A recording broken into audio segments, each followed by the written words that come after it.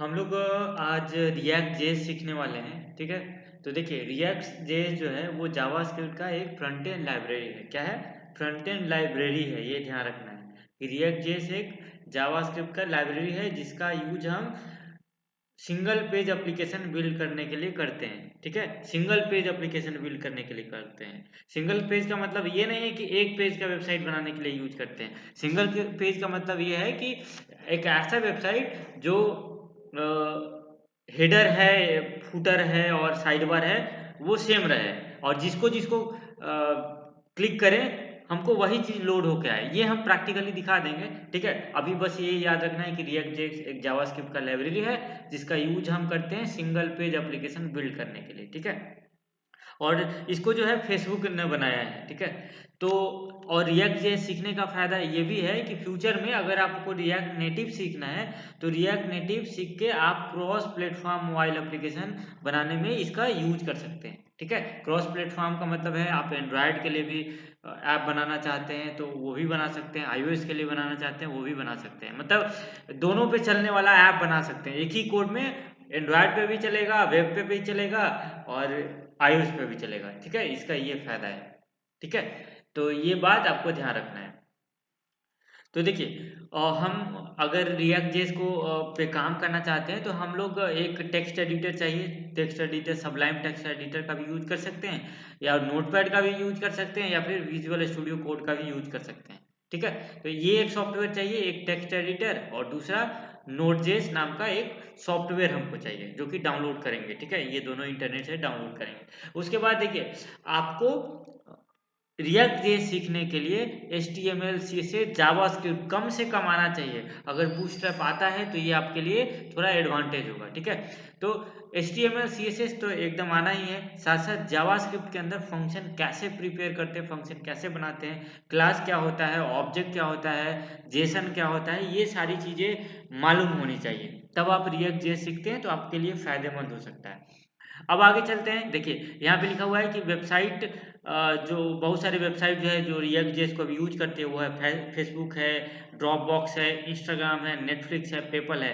वैसे आपको बता दें कि जो फेसबुक और इंस्टाग्राम की वेबसाइट है ना, और उनका ऐप वो रिएक्ट नेटिव से, मतलब बाद में जो ऐप बना है वो रिएक्ट नेटिव से है। ठीक है, वो रिएक्ट नेटिव उसमें यूज किया गया है। तो इतने सारे वेबसाइट है जैसे फेसबुक है, ड्रॉपबॉक्स है, इंस्टाग्राम है, नेटफ्लिक्स है जिसपे वेब सीरीज आती है, पेपल है, ये सारा रिएक्ट को यूज करता है।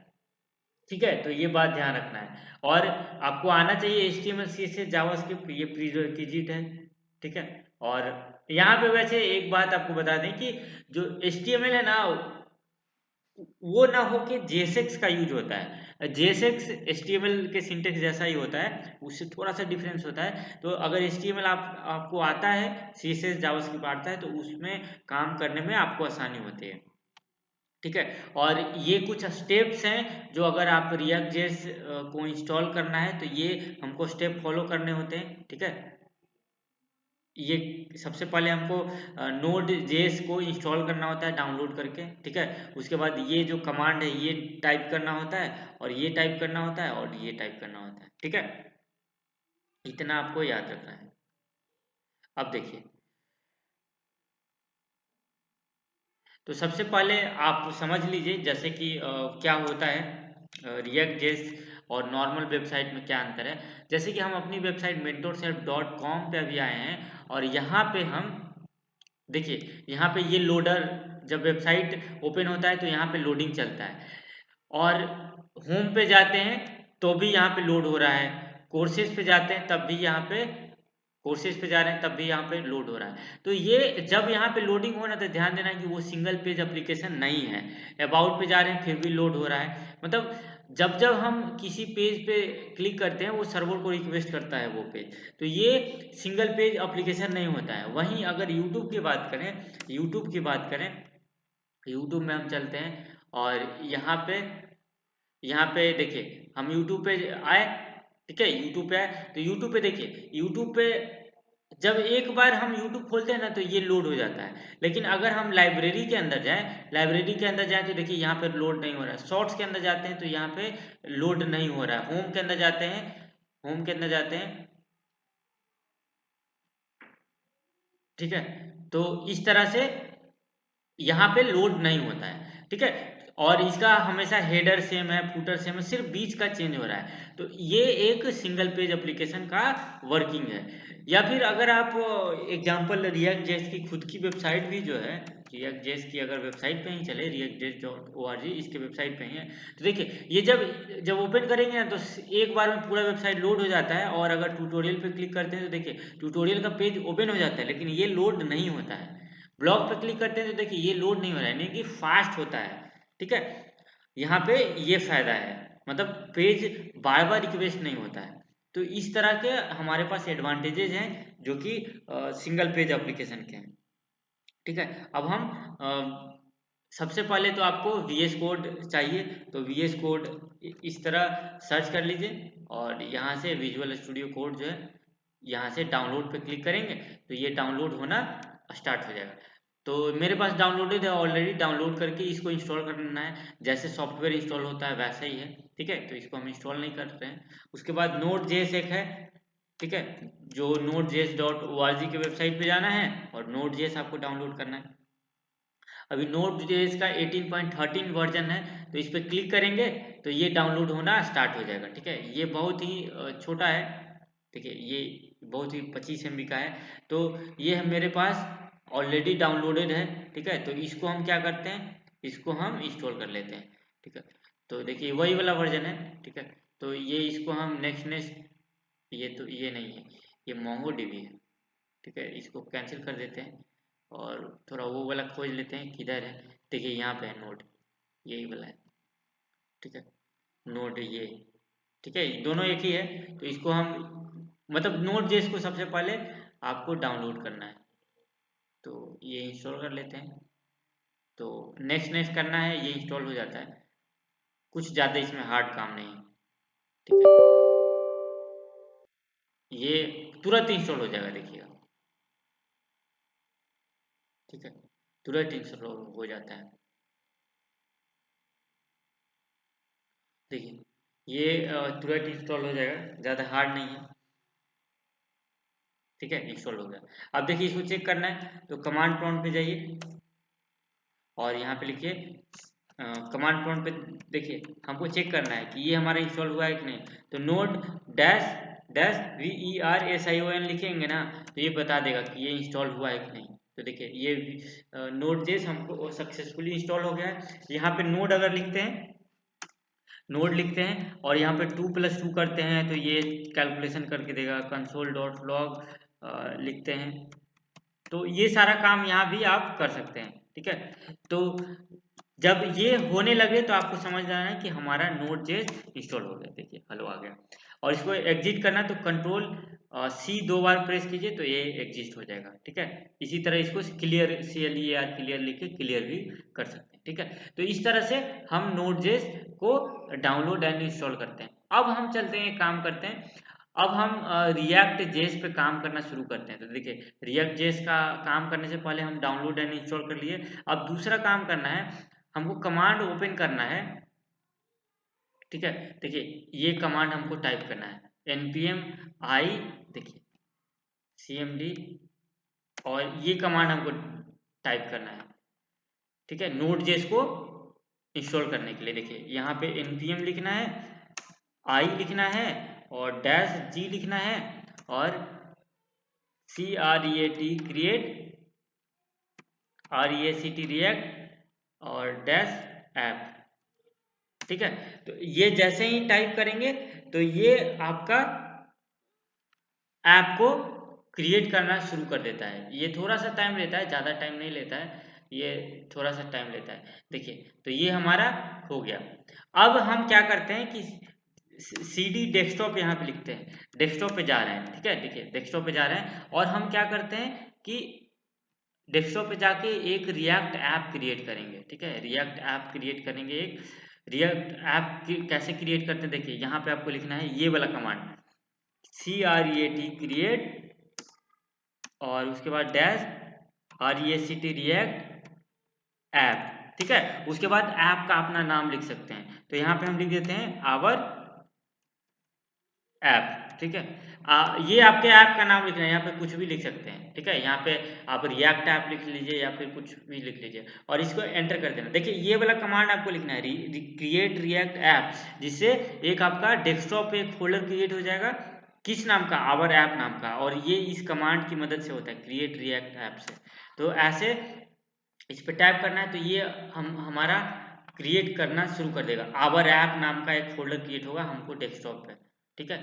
ये कहाँ दिखेगा, ये दिखेगा आवर ऐप नाम का, देखिए ये इसी के अंदर बहुत सारा फाइल क्रिएट होगा। देखिए ये कर रहा है, थोड़ा नेट स्लो है मेरा, तो जितना आपका नेट फास्ट रहेगा उसके अनुसार ये पूरा हमको डाउनलोड करके दे देगा, ठीक है। तो ये डाउनलोड हो रहा है, तब तक हम पॉज करते हैं, डाउनलोड होने देते हैं। तो ये डाउनलोड हो रहा है, तो देखिए ये पूरी तरह से ये डाउनलोड हो गया है। देखिए यहाँ पे लिख दिया है हैप्पी हैकिंग। अब क्या करना है, यहाँ पे हमको रन करना है इसको, मतलब जो इंस्टॉल किया ना उसको रन करना होता है, ठीक है। तो रन करने के लिए इसको छोटा कर देना है अभी। रन करने के लिए यहाँ पे बस लिखना है npm start, ठीक है। यहाँ नीचे npm start, ठीक है। npm start लिखेंगे जैसे ही, तो ये क्या करेगा ना, यहाँ पे एक लिंक दे देगा। देखिए यहाँ पे लिखे npm start, तो इसको समझाएंगे। देखिए ये बोल रहा है अननोन star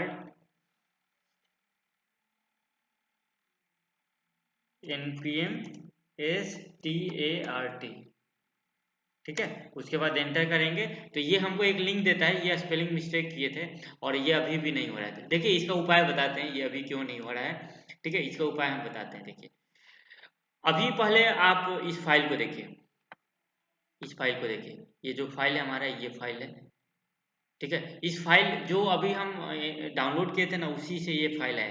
तो यहाँ पे बहुत सारे फाइल हैं। देखिए ये पब्लिक नाम का फाइल है, पब्लिक नाम के फाइल में आपको आपके ऑडियो वीडियो जितना स्टैटिक फाइल होता है ना उसको रखना होता है, और जितना आपको कोड करना है वो SRC फोल्डर के अंदर आपको वो सारे फाइल रखने होते हैं, ठीक है। ये ध्यान रखना है। इसमें CSS फाइल रखने होते हैं, इसमें जावास्क्रिप्ट फाइल रखने होते हैं, JS लिखा हुआ है, ठीक है। CSS फाइल यहाँ, CSS फाइल एक दो CSS फाइल है यहाँ पे दो JS फाइल है, और एक इंडेक्स डॉट देखिए एक इंडेक्स डॉट जेएक्सपी फाइल है। तो इस तरह अलग अलग फाइल है, मतलब ये ध्यान रखना है ना कि ये जो आपके मॉड्यूल हैं, ये मॉड्यूल का सारा फोल्डर है। उसके बाद ये पब्लिक में जितने आपके ऑडियो वीडियो होते हैं और फोटो होते हैं वो सब इसमें रखेंगे। इमेज SRC वाले में आपको कोडिंग से रिलेटेड फाइल रखनी होती है।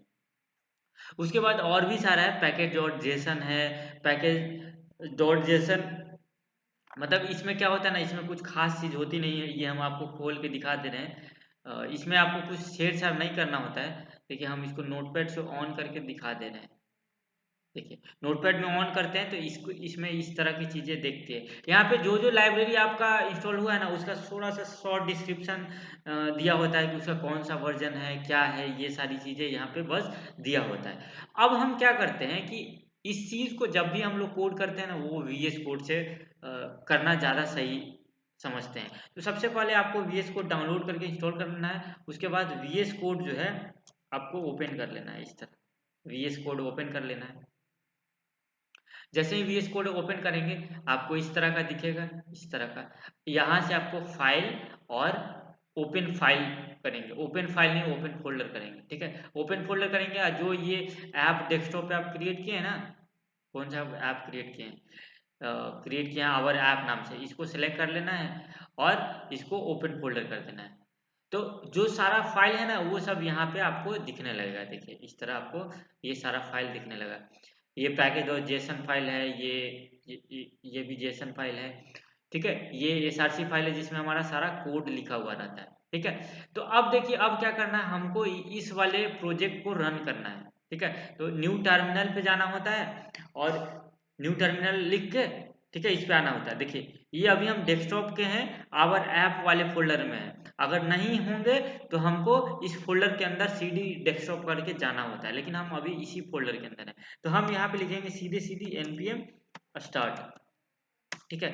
strt स्टार्ट लिखे और यहाँ पे ये हमको एक लिंक दे देगा, ठीक है, एक यूआरएल देता है। उस यूआरएल की मदद से हमारा उस चेक कर लेते हैं, उस ऐप की मदद से हम देखिए ये एक यूआरएल ऑटोमेटिक खोल के देता है, हम कुछ भी नहीं करते हैं और ये ऑटोमेटिक एक यूआरएल खोल के देता है, ठीक है। ये देखिए ये यूआरएल खोला है, यहाँ पे आपको फर्स्ट आपका रिएक्ट ऐप दिखेगा कि कैसा दिखता है, ये यहाँ पे आपको वो लुक दिखेगा, ठीक है।